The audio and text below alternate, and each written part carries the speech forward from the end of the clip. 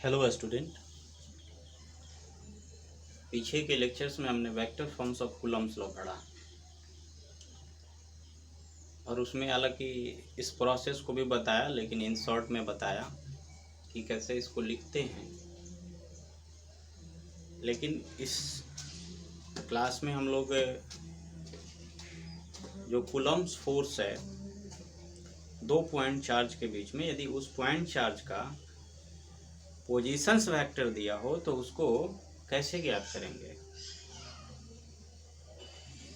इसका मतलब है कि coulomb force between charge in term of their positions vector, इसको निर्धारित करने के लिए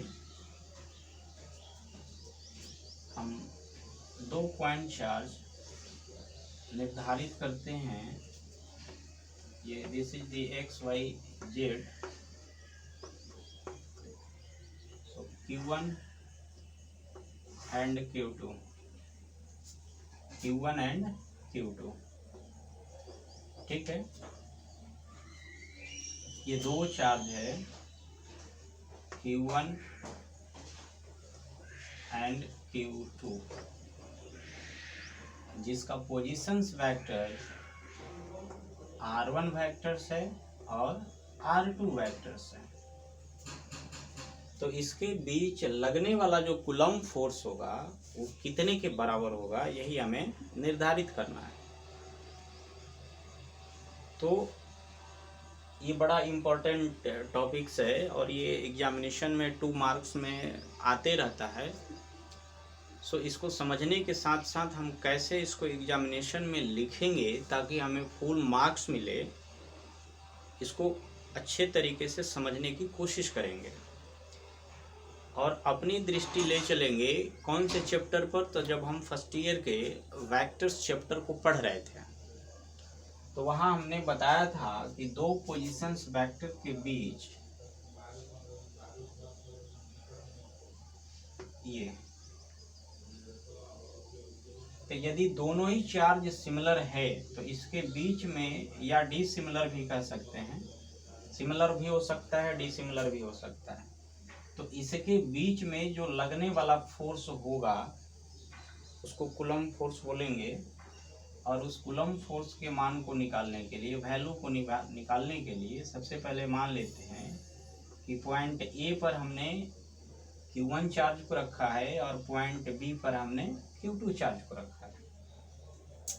तो Q1 के द्वारा Q2 पर लगाया गया जो फोर्स होगा वो कुछ इस स्थिति में हमें मिलेगा और इसका नोमेनक्लेचर हमने पीछे पढ़ लिया, तो इसको लिख सकते हैं F21 वेक्टर्स। सिमिलरली यहाँ पर जो फोर्स का नोमेनक्लेचर हम करेंगे वो निर्धारित करेगा F12 वेक्टर्स। ठीक है, अच्छा, अब हम इस फोर्स के डायरेक्शंस को निर्धारित करते हैं। तो एक तो Q1 के द्वारा Q2 पर लगाया गया फोर्स का डायरेक्शन होगा और दूसरा Q2 के द्वारा Q1 पर लगाया गया फोर्स का जो डायरेक्शन होगा। तो Q1 के द्वारा Q2 पर लगाया गया जो फोर्स का डायरेक्शन होगा वो निर्धारित करेगा F12 कैप को, सॉरी डिस्टेंस R के फॉर्म में, सो R12 cap, R12 cap and this direction will be R21 cap। ठीक है, ये कंडीशन हमें मिल गया। अब इसके बाद में हम इसको लिखना चाहें तो लिखेंगे कि consider 2 point charge, consider 2 point charge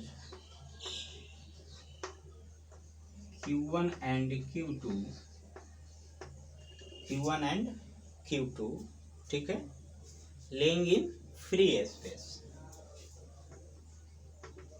laying in free space. ठीक, अगेन लेट अगेन लेट, हमने मान लिया, क्या मान लिया, तो इसका पोजीशंस वेक्टर, ठीक है, कि let r1 vectors and r2 vector, r1 vectors and r2 vector be their positions vector, be their positions vectors, ठीक है, पोजीशंस वेक्टर। अब इसके बाद में यानी कि r1 q1 का positions vector and r2 q2 का पोजीशंस वेक्टर। सो कूलम्ब फोर्स, अब हम लोग फाइंड करेंगे कूलम्ब फोर्स, कूलम्ब फोर्स, किसका कूलम्ब फोर्स, तो दोनों ही चार्ज एक दूसरे पर फोर्स लगाएगा, तो बारी बारी से हम यदि फाइंड आउट करें तो कूलम्ब फोर्स सबसे पहले acting on Q2 due to Q1 charge, यानी कि Q2 पर Q1 के द्वारा जो लगाया गया फोर्स होगा वो किस फोर्स को निर्धारित करता है, तो F12 वेक्टर्स को, F21 वेक्टर्स, और ये हमने पढ़ लिया कि 1/4 pi epsilon naught into Q1 Q2 upon R square, कितना पढ़ लिए, R स्क्वायर, और R स्क्वायर का यहाँ जो वैल्यू हम देखते हैं यदि वेक्टर्स फॉर्म में, तो ये मिलेगा AB वेक्टर्स, सो हम R की जगह magnitude of square of AB vectors लिखेंगे, ठीक। अच्छा, अब ये वेक्टर्स फॉर्म है, सो इसका डायरेक्शन लिखना हमें जरूरी है, और AB वेक्टर का डायरेक्शन हमें मिलने वाला है कितना, हमने निर्धारित किया 1 2 कैप। अब इसको हम समीकरण नंबर 1 बना लेते हैं, ठीक, इस तरीके से लिखेंगे। अब यहाँ पर AB वेक्टर्स देख लेंगे वेक्टर्स रूल से कि AB वेक्टर्स बराबर कितना लिख सकते हैं, तो ये हम लिख सकते हैं R2 vectors minus R1 vectors. AB vectors बराबर हम कितना लिख सकते हैं, तो R2 vectors minus R1 vectors, और ये बराबर किसके हो जाएगा, तो is equal to R12 vectors, इसके बराबर हो जाएगा, तो R12 वेक्टर्स के बराबर। अब इसी मान को ले आकर के हम यहाँ पर क्या कर देते हैं, पुट कर देते हैं, तो पुट करेंगे यानी कि putting the value of AB vector in equation first, putting the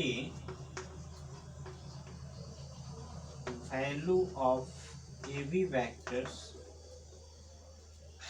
in equation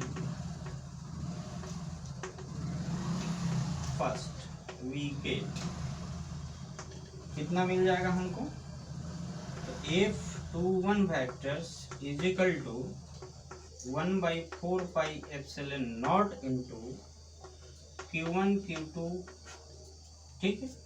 अब यहाँ पर हमको मान रखना है, तो magnitude of R12 cap, R12 का स्क्वायर, ठीक है, और यहाँ पर वेक्टर साइन लगा देते हैं R1 और इनटू R12 कैप, ये दिस इज द डायरेक्शन। अच्छा, अब थोड़ा सा और समझने की जरूरत है कि यदि हम R12 कैप को लिखना चाहें, या फिर हम कहें तो यहाँ पर थोड़ा सा देख लेंगे कि यहाँ पर थोड़ा देखेंगे कि R12 cap, magnitude of R12 cap बराबर कितना मिलेगा हमें,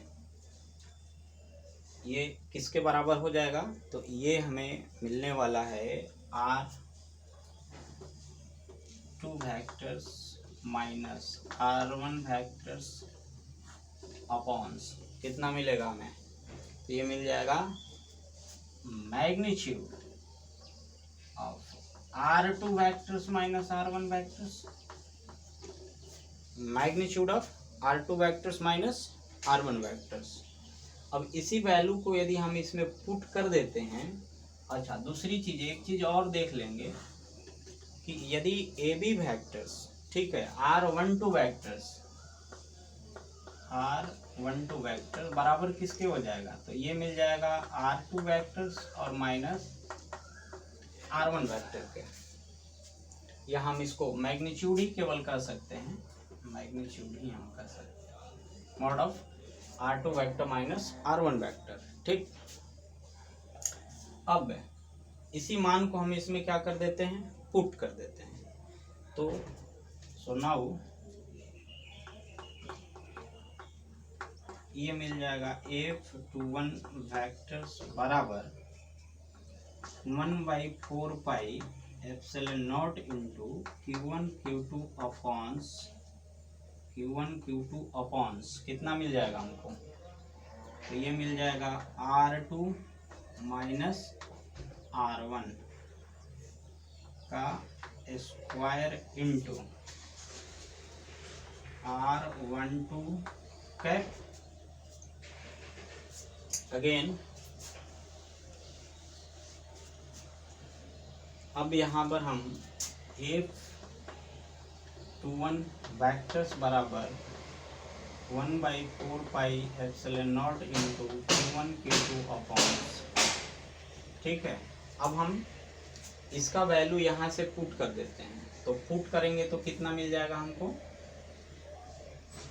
R2 माइनस R1 वेक्टर्स का whole cube into R2 vectors minus R1 vectors, ठीक। अब सिमिलरली, ठीक, अब यहीं पर हम लोग अगर देखते हैं तो क्या मिलेगा हमें, F12 वेक्टर्स का जो कैलकुलेशन हमें मिलेगा वो मिलेगा 1/4 pi epsilon not Q1 Q2 अपॉन्स, ये हो जाएगा R2 की जगह R1 और माइनस R2 वेक्टर्स का क्यूब इंटू, यहाँ भी चेंज कर जाएगा R2 वेक्टर्स और माइनस R1 वेक्टर्स और minus R2 vectors. This is the coulomb force between charge in term of their positions vectors. तो इस प्रकार से अगर हम लिखते हैं इस 2 नंबर के क्वेश्चंस को तो हमें 4 मार्क्स मिलने ही मिलने हैं। अब इसके बाद हम पढ़ेंगे सुपरपोजिशंस। तब तक के लिए धन्यवाद।